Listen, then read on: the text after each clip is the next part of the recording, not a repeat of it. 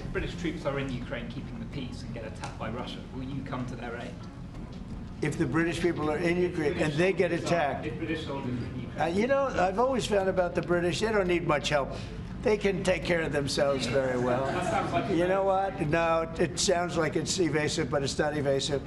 You know, the British have been incredible soldiers, incredible military, and they can take care of themselves. But if they need help, I'll always be with the British, okay? I'll always be with them.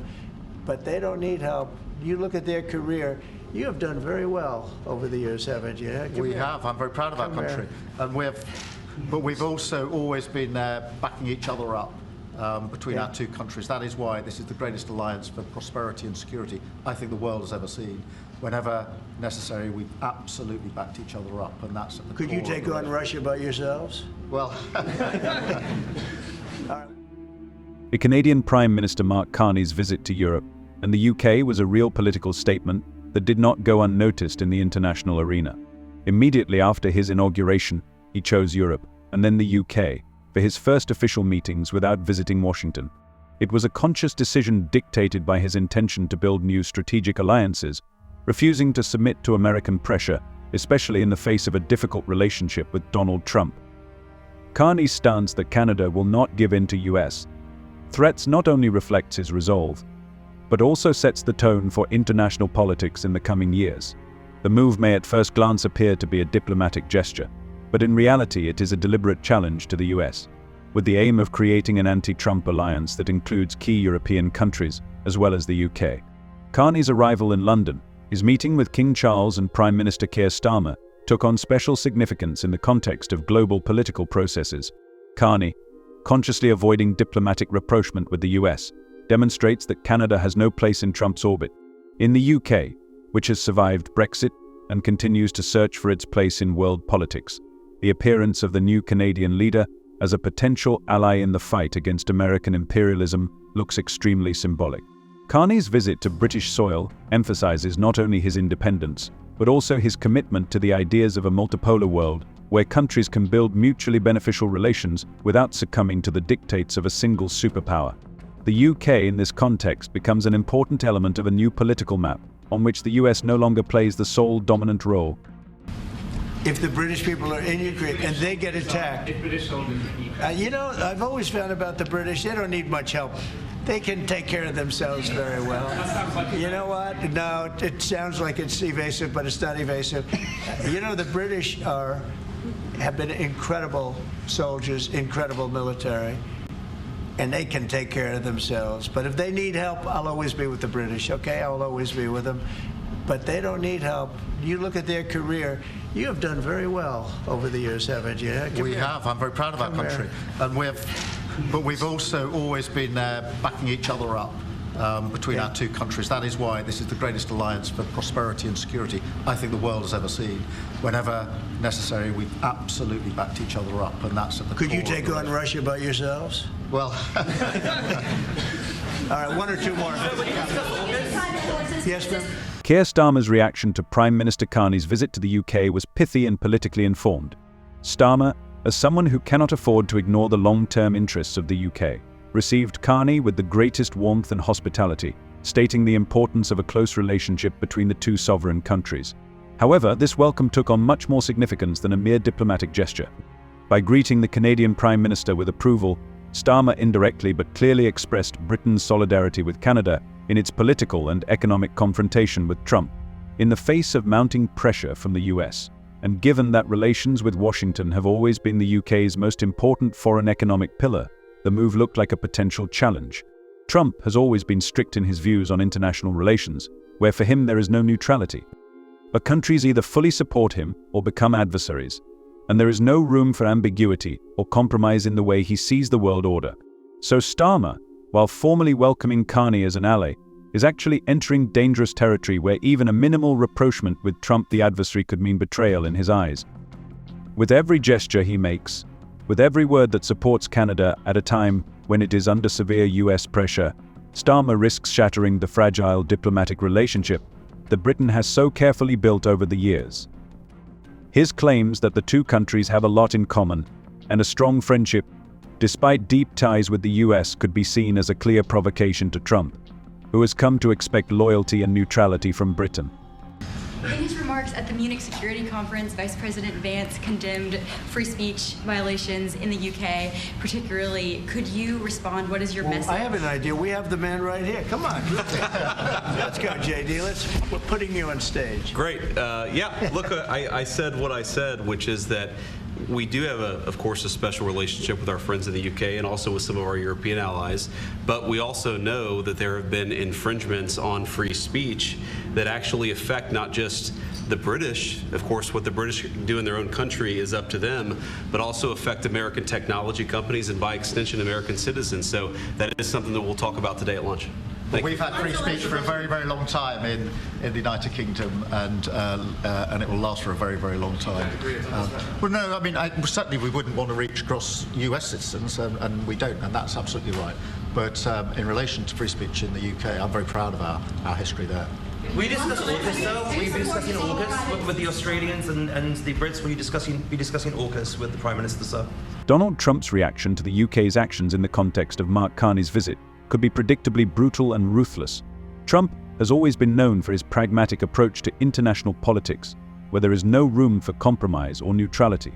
In his world, countries are either allies, loyal and obedient, or enemies, and are brutally repaid for any show of independence or resistance.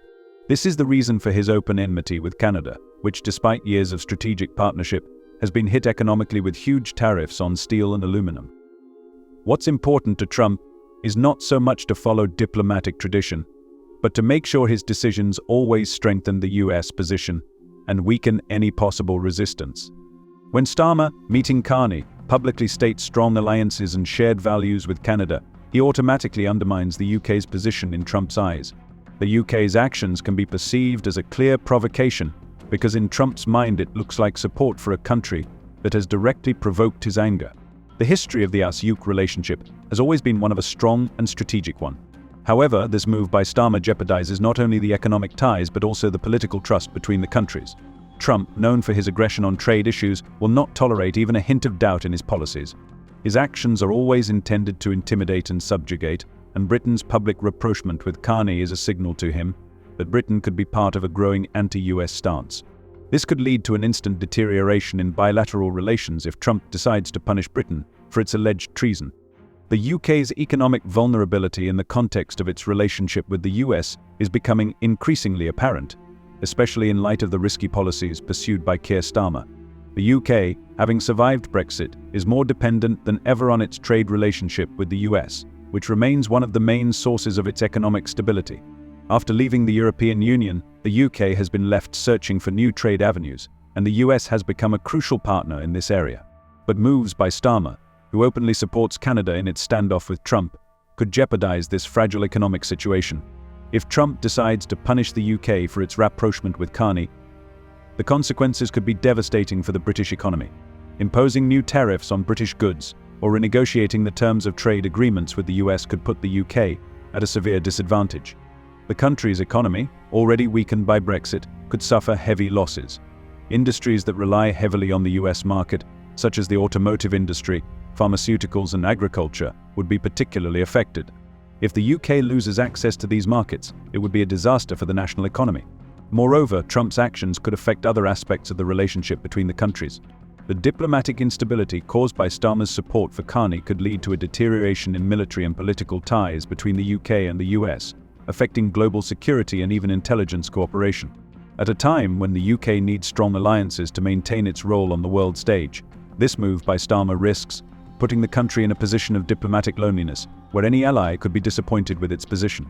Thus, despite the short-term benefits of rapprochement with Canada, the long-term consequences could prove disastrous for the UK's economic stability. So I wouldn't say it's been such a great relationship personally, but other people did, because it's politically correct to say that it's been good, but it hasn't been good. And we're going to change that, and we are going to have reciprocal tariffs. We're not going to have tariffs, we're going to have reciprocal. Whatever they charge us, we're going to charge them, which for many years, foolishly, I would have done that, but then all of a sudden we had COVID and we had other things to think about. So it took me a little while to get that on, but we had, in my first 4 years, we had the greatest economy in the history of, I think, the world, but certainly in the history of our country. I think we're going to have that again. But the EU was very, very tough on us from the standpoint of trade. Then you could take it a step further and go into NATO. And that was a very tough situation for us. I mean, that's been a very tough situation because we were paying a disproportionate share, and it wasn't good. So, as you know, they paid hundreds of billions of dollars after I got involved, and they evened it out a little bit, but not very much. And then if you look at the war, we're in for $300 billion plus, and they're in for $100 billion. They get their money back, and now we'll get our money back also. But under Biden, you wouldn't have done that. Biden did a terrible job, I have to say. I hate to say that about Keir Starmer's flawed calculations are becoming increasingly evident, and this applies not only to his diplomatic course, but also to his ability to adequately assess risk. Starmer, in his eagerness to build relations with Canada and support Mark Carney, does not realize what a complex political game he has found himself in. Not so long ago, the UK was a successful negotiator, managing to negotiate temporary exemptions to Trump's tariffs, which preserved crucial economic ties with the US. But now, by aligning with Canada and supporting its anti-position, Starmer is jeopardizing the delicate balance that the UK has built for so long. Trump, who has always acted tough on countries that dare to oppose his interests, will not condone such a move. Starmer risks destroying good relations with the US, which in turn would jeopardize the UK's future on the world stage.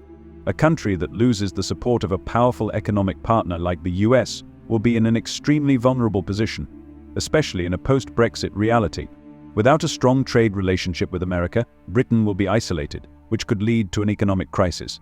But even more dangerously, Starmer has no clear plan of action should Trump decide to sanction Britain. His actions to strengthen Britain's position in world affairs could turn disastrous if the US responds to Carney's rapprochement with a sharp deterioration in relations. Starmer has found himself in a trap from which he will find it extremely difficult to escape, especially if Trump decides to punish the UK for its support of the enemy. All efforts to recover from Brexit could be destroyed in an instant if the US decides to impose new trade restrictions. I own Turnberry, I own Aberdeen, and I own a great place called Doonbeg in Ireland. So, you know, I have a great warm spot for your country. And our trade, obviously, is fair and balanced, and in fact, you've got a bit of a surplus, so we're in a different position there. And obviously, we've contributed hugely in relation to Ukraine, and taken together with Europe, there's about 50% It'll work. gone in. It'll work. It's going to work. Thank you. So does that mean there won't be any sanctions on the UK then? We'll have to take a look. I mean, we're going to have a good discussion today, and we have some very talented people on the other side, and we have some people that probably aren't as talented as them, but they're pretty good. Marco, what do you think? Our people are pretty good. And no, we're going to have a good discussion, and we'll be talking about that. Mr. President, I just wanted to ask, Mr. Starmer, the Prime Minister has said that he believes that Vladimir Putin would be at risk of invading Ukraine again without a sufficient backstop. The question of how long the UK will be able to avoid the consequences of its diplomatic blunder is becoming increasingly urgent. Starmer, despite his intentions to strengthen relations with Canada, does not realize the depth of the potential threat to the UK. When Trump decides to punish the country for its rapprochement with Canada, the consequences could be devastating. The economic retaliation mechanisms that Trump has already applied to Canada could be transferred to the UK. The first step could be the imposition of new tariffs, which would deal a serious blow to British exporters, especially in key sectors such as automobiles and agriculture. These goods could be at risk of being placed on the economic sanctions list, which would significantly worsen the country's economic situation, exacerbating an already difficult post-Brexit environment. But it's not just the economy that will come under pressure. Trump could take steps that would affect UK's diplomatic relations, with consequences that go beyond the economic sphere. Falling trust between the countries could hamper security and intelligence cooperation and weaken the UK's position in international organizations. A foreign policy that used to focus on close cooperation with the US now faces the real threat of isolation. This is not only the threat of deteriorating relations with the main strategic partner, but also the risk of losing influence on the world stage. If Trump decides to use all his leverage, the UK will find itself in a vulnerable position, without sufficient political or economic weight to defend its independence in this conflict. In this situation, Starmer will face a stark choice. Either he will quickly reconsider his position or face an inevitable economic and political crisis.